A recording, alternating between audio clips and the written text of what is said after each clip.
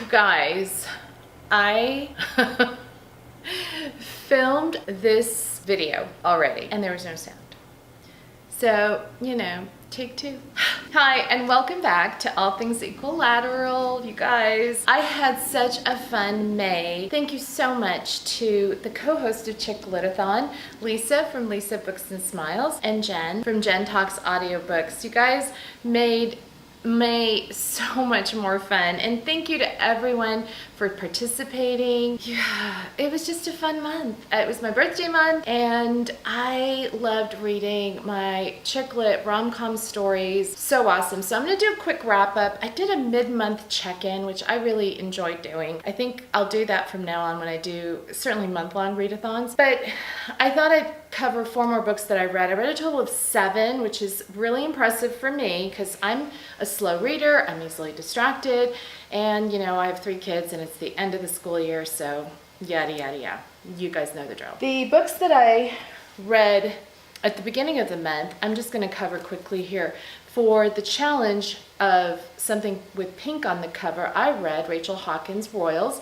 Lovely story. If you love the Royals as much as I do, you got to pick this up. 4 stars. The next book I read, actually Lisa read it with me, though we didn't know that at the time, is Giovanna Fletcher's You're the One That I Want. And I think we both rated it 3 stars for reasons, people, reasons. And I discussed those reasons in the mid-month wrap-up. I'm going to link it up here. For the challenge of read a serious chick lit book, I read Love and Other Words by Christina Lauren, and I gave this 5 stars. It is storytelling romance perfection. The next book that both Lisa and I actually read, and Jen was going to read it, and I think she'll have to jog my memory. She might have DNF'd it on audio because I tried listening to it on audio as well, and you guys, when the narrator did the Irish accent, I was out. It just sounded like a mix of, you know, Always After Me Lucky Charms and the Frosted Old Cereal, I Have to Do It, and a little bit of Irish Spring, the deodorant soap. Every time she went into that Irish accent, it pulled me out of the story. So I read it just as a paperback. I just read this paper story. It's called Roomies, and it's about Broadway and this girl whose uncle is a big Broadway producer. She meets this Irish street musician, and, you know, things happen. It's a marriage of convenience that happens so she can help her uncle out with the Broadway show. It is really good if you love Broadway musicals as much as my kids and I do. And, you know, it's just a good romance. I gave this 4 stars. Okay, I did have 1 DNF, and this is for the challenge of read an author who has a long backlist that you've read some of, but not all of, something like that. It was Sarah Dessen for me, Keeping the Moon. 50 pages into it, I just DNF'd it, honestly. I may pick it up again because I feel like I should read all of her books, but Saint Anything was like a 3.5, 4-star book for me, and the book, I can never remember it, about the wedding that was released last year, was more of a solid 4-star book. This one just couldn't even hold my interest. For the challenge, read a book, an old book by an author you love. This is Cheating at Solitaire by Ally Carter, and it is all sorts of adorable. It's everything I love about an Ally Carter book. You've got your romance, you know, you've got your just kicky heroine whose snark is finely tuned. It's everything I absolutely love.